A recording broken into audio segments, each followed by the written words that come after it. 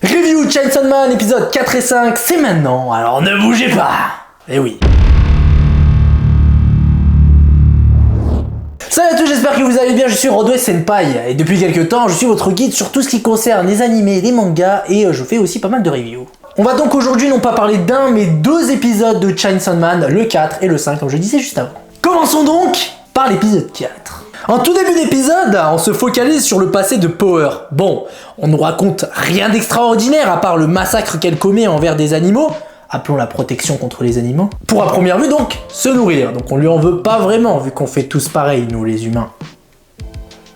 On nous montre aussi et surtout à quel point elle s'est attachée à son chat Miaouche. Et qui d'ailleurs la suit partout où elle va. C'est assez curieux qu'un chat s'attache à un démon. Il est bizarre ce chat, frère. Fort heureusement pour elle et pour nous, il n'est rien arrivé à son chat. Je pense que ça a été un grand soulagement quand j'ai vu ce chat se faire avaler, j'ai failli chialer. Ouais. Même après avoir été avalé, tout comme Power d'ailleurs, qui ont été donc sauvés par Denji d'amour. Denji.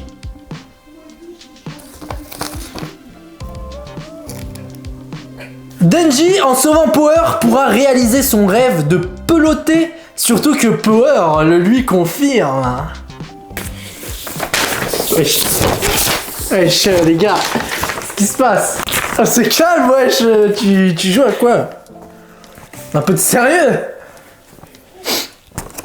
Pile au moment où il éclate de joie dû à cette confirmation de Power, un nouvel ennemi fait son apparition. Un ennemi au départ assez mystérieux et dégoûtant, faut le dire, mais plus tard on comprend mieux pourquoi et comment il a atterri là. Mais je vous rassure, il dégoûte tout le long.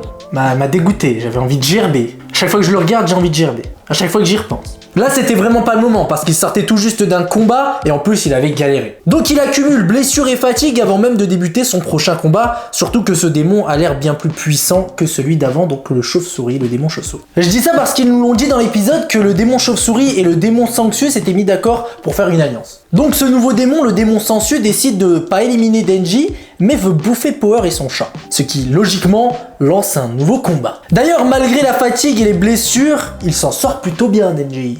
Quelques minutes après, on voit que Denji est de plus en plus en galère parce qu'il a juste une toute petite tronçonneuse au niveau de la tête. Et que du coup, il compte presque que sur sa force physique. On apprend en même temps que ce démon est une sorte de parasite et qu'il s'était bel et bien mis d'accord avec le démon chauve-souris pour habiter son corps, donc le corps du démon chauve-souris. Leur mission était de bouffer toute l'humanité. Vous avez très bien entendu. Ils reprennent le combat en confrontant chacun leur rêve. Le rêve de Denji et le rêve du démon sensu. Donc Denji de palper et le démon sensu de bouffer toute l'humanité. Celui qui gagnera imposera son rêve et c'est celui qui sera le plus à même de réaliser son rêve. Denji estime que beaucoup trop de gens sous-estiment son rêve, et même nous en tant que spectateurs on le sous-estime clairement. On sait très bien que c'est bidon comparé à des rêves qu'on avait dans Naruto ou dans One Piece. L'autre il voulait devenir Hokage, l'autre il voulait trouver le One Piece.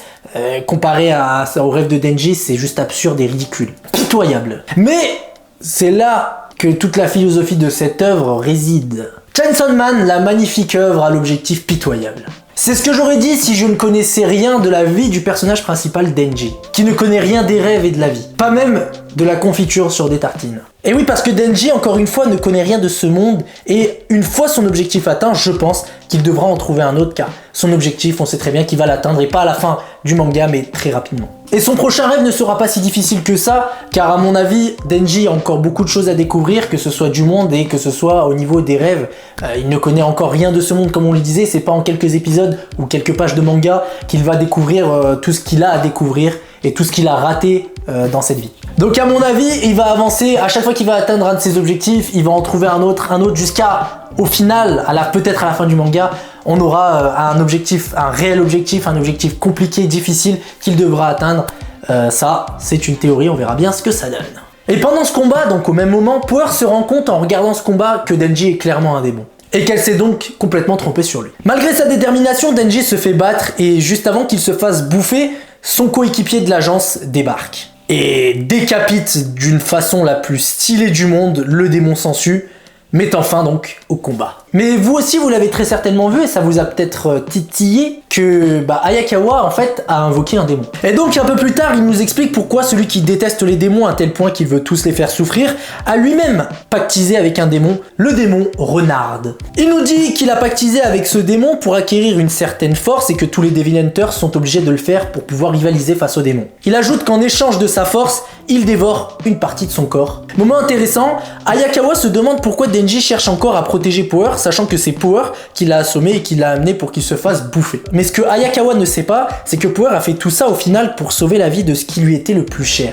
Donc ce petit miaouche. Au final, Hayakawa, qui cherche à convaincre Denji que les démons sont seulement des monstres qu'il faut détruire, ne récolte que des remerciements des personnes sauvées par Denji. Il est donc face à quelque chose de jamais vu, un démon qui sauve des vies humaines et même des démons. Après tout ça, il faut faire un rapport à Makima. À ce moment-là, on sait tous qu'Hayakawa a mytho un tout petit peu pour protéger Denji et Power, mais Makima l'a cramé et ça se voit. Avec cet air qu'elle a de vide, on voit que le personnage est assez malfaisant, je sais pas, hein. Moi quand je la vois, j'ai l'impression d'avoir affaire à quelque chose d'assez malsain, quelque chose de démoniaque un peu. On a l'impression qu'elle cache un pouvoir démoniaque. Et donc cet air supérieur qui donne l'impression qu'on est face à quelqu'un d'extrêmement intelligent et qui va faire du sale. Elle me fait d'ailleurs grave penser au début d'Aizen dans Bleach. Dites-moi en commentaire si vous êtes d'accord avec ce que je viens de dire. Je compte sur vous. Le lendemain, comme si Makima savait que Hayakawa s'était foutu de sa gueule, lui envoie Power vivre chez lui avec donc Denji aussi, je vous le rappelle. Denji et Power seront donc sous la surveillance d'Hayakawa. Et d'ailleurs, je voulais souligner un petit point.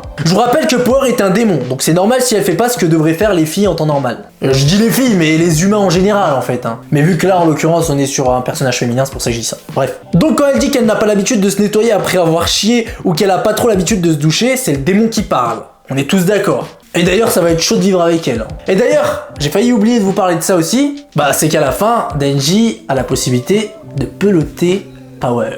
Elle lui autorise même 3 palpages. Et donc Denji arrive aux portes de son rêve absurde. Donc un palpage pour lui avoir sauvé la vie, l'autre pour avoir sauvé son chat, et le dernier de ne pas l'avoir balancé. Donc, en soi, son rêve absurde, ridicule, tout ce que vous voulez, est réalisé. Voilà, c'est tout pour l'épisode 4, maintenant passons à l'analyse de l'épisode 5. Le moment est donc venu pour Denji de peloter. Il est donc en train de réaliser son rêve, mais il remarque que rien ne se passe. Inattendu, ou pas. Très franchement, il s'attendait à quoi? C'est sans doute la phrase qu'il a dû se dire pendant cet acte. Car même ses amis l'ont prévenu que son rêve était totalement absurde. Denji, qui élimine du démon depuis tout petit et qui est donc confronté à des situations stressantes depuis tout jeune, ne ressent absolument rien lorsqu'il réussit à réaliser son rêve. Qui est encore une fois ridicule et on en a la preuve concrète. Même lui est en train de se rendre compte que son rêve était totalement ridicule. De toute façon, on le voit bien, sur le moment, à part la curiosité, on ne voit aucun sentiment, juste de l'attente de voir quelque chose se passer. Mais encore une fois, il ne se passe rien et il comprend donc l'absurdité de son rêve. J'ai dû répéter absurde et ridicule une tonne de fois, mais c'est pour bien vous faire comprendre que, enfin même vous l'avez sans doute compris, très certainement compris, que son rêve est ridicule. Et en fait, Denji est encore un môme qui découvre le monde. Et donc, dans le début de cet épisode 5, on retrouve un Denji bloqué, choqué de ce qu'il a vécu, car il ne sait plus quoi faire, il n'a plus d'objectif. Il l'explique à Makima, il lui dit que depuis pas mal de temps, il voulait atteindre un objectif, et qu'au final, une fois atteint, il trouvait que c'était pas grand chose. Il en vient même à se demander si c'est pas pareil pour tous les rêves, et ça, c'est une excellente question. Et oui, si on compare à notre monde, une fois nos objectifs atteints, qu'est-ce qu'on fait après? C'est une question que seuls les gens qui ont réussi leur objectif, leurs rêves, peuvent se poser. Lorsqu'on réalise notre rêve ou notre objectif, on a intérêt à être satisfait, surtout si le travail fourni pour en arriver là a été très dur. C'est donc la moindre des choses de s'attendre à un plaisir monstrueux. Mais attention parce qu'il y a d'énormes exceptions à la règle. Du moins, il y en a au moins une. À mon avis, le degré de plaisir qu'on obtient après la réalisation de notre rêve dépend de la difficulté, du degré de difficulté de notre rêve. Et donc, plus notre rêve sera difficile, plus on sera satisfait lorsqu'on l'aura réalisé. Et à contrario, moins il est difficile, moins on sera satisfait de l'avoir réalisé. Parce que ça peut sembler normal. Et donc là, si on revient à Chainsaw Man, le rêve de Denji n'était vraiment pas ouf et donc hyper facile à réaliser. Et donc vu qu'il ne se rend pas compte que son rêve était hyper facile à atteindre, il se dit qu'en se fixant un autre objectif, au final, dès qu'il l'aura réalisé, il se sentira pareil. Il aura donc la même sensation d'insatisfaction. Alors que non, ça dépendra de l'objectif qu'il se fixera. Et bien sûr, s'il arrive à l'atteindre. Cette scène est très profonde car comme je disais tout à l'heure, on peut la comparer à notre monde réel. Et dans notre monde, on sait très bien que très peu de gens arrivent à réaliser leurs rêves. Mais est-ce que parmi ceux qui ont réussi à réaliser leurs rêves, ressentent ce qu'ils s'attendaient à ressentir lorsqu'ils travaillaient pour réaliser leur objectif? Et encore une fois, ça dépendra de la difficulté de l'objectif fixé. Mais du coup, une fois notre rêve atteint, Que se passe-t-il après? Doit-on trouver un objectif encore plus difficile? Devons-nous nous arrêter de vivre? C'est deux questions difficiles à répondre. Mais au final, est-ce si important de se fixer des objectifs? Après avoir ressenti la sensation d'avoir réalisé son rêve, sommes-nous-en satisfaits pour autant? C'est encore une question qu'on peut se poser. Est-ce que ça a valu tout le travail fourni? Toutes ces questions sont des questions que Denji se pose en ce moment même. L'auteur souligne quelque chose de très important comme vous l'avez remarqué. Et il va nous donner son point de vue à travers Makima. Makima va donner une mission à Denji qui m'a l'air très compliquée. La mission est d'éliminer le démon flingue. Et je vous le dis, pour ceux qui ont peut-être pas capté encore, ce démon est monstrueusement puissant. Parce que, encore une fois, c'est pas grave, je le répète, la puissance d'un démon dépend de la crainte qu'ont les humains par rapport à ce qu'il représente, ici un flingue. Et on sait tous qu'une arme à feu fait flipper, on le sait tous, on n'est pas bête, on sait à quel point c'est dangereux et ce que ça peut engendrer comme conséquence. Et donc pour moi, le démon flingue est beaucoup plus puissant que Denji. Ou alors ça doit être à peu près pareil, parce qu'en fait, il suffit juste de se poser la question, est-ce qu'on a plus peur d'une arme à feu que d'une tronçonneuse? Et à mon avis, on aura la réponse à notre question parce que l'auteur a dû se baser sur nos propres craintes dans la vraie vie. Donc n'hésitez pas à répondre à cette question, de quoi avez-vous le plus peur, une tronçonneuse ou une arme à feu? Je suis pressé de voir ça en commentaire. Et tout ça déterminera qui sera le plus fort entre Denji et le démon flingue. Et du coup Makima le dit elle-même, c'est un démon extrêmement puissant et très dur à trouver en plus de ça. Comme je le disais juste avant, c'est Makima qui donne un nouveau rêve à Denji, un nouvel objectif. En lui donnant cette mission, elle ajoute que s'il atteint l'objectif, elle exaucera un de ses vœux, n'importe lequel. N'importe lequel. N'importe lequel. On voit très bien que Makima a un contrôle total sur Denji et elle se sert de ça pour lui demander de faire des dingueries. Elle sait très bien qu'il ne trouvera pas le démon flingue avant un bon bout de temps. Et elle sait donc par la même occasion qu'elle ne l'exaucera pas tout de suite son vœu et peut-être même pas du tout. À voir. Je disais tout à l'heure que l'auteur nous avait donné son point de vue sur la question qui concernait la quête de nouveaux rêves, ou de nouveaux objectifs comme vous voulez. Et bah ce qu'il essaie de nous faire comprendre ici, c'est que parmi ceux qui ont réussi à réaliser leur rêve, ils doivent après ça obligatoirement trouver un autre rêve un peu plus dur ou voire beaucoup plus dur. Et pourquoi vous allez me dire? Bah parce que sinon la vie n'a plus aucun sens. Et ça c'est selon l'auteur. Et les gars, je vous dis vraiment pas ça au pif, parce que l'auteur nous l'a montré en tout début d'épisode. Et cela se traduit par le précédent comportement de Denji, donc avoir du mal à sortir du lit, faire les choses à moitié, être comme absent, etc., etc. Denji devra éliminer le démon flingue pour exaucer son vœu et donc réaliser son prochain rêve. Le rêve promis par Makima. Un peu après, Makima nous parle un peu plus en profondeur du démon flingue, et d'où il tire sa puissance. Comme on le sait, plus les gens ont peur d'une chose, plus le démon qui les représente est puissant. En l'occurrence, le démon flingue, on peut s'imaginer facilement la crainte qu'il inspire et donc la puissance qu'il a. Makima nous explique que lorsque les démons sont apparus, les armes étaient le seul outil de protection. Ce qui a fait qu'on pouvait en trouver partout et que c'était autorisé d'en avoir en plus de ça. Mais le problème c'est que tout ça a augmenté le nombre de fusillades et ça a donc augmenté la crainte à leur égard. Et elle ajoute que ce qui a rendu encore plus puissant le démon flingue, c'est l'attaque aux États-Unis. À tel point que le démon flingue est apparu ce jour-là. En parlant de ce démon, on en vient à nous montrer une scène de l'enfance de Hayakawa. On y retrouve ses parents et son petit frère, et qui se font tous balayer d'un souffle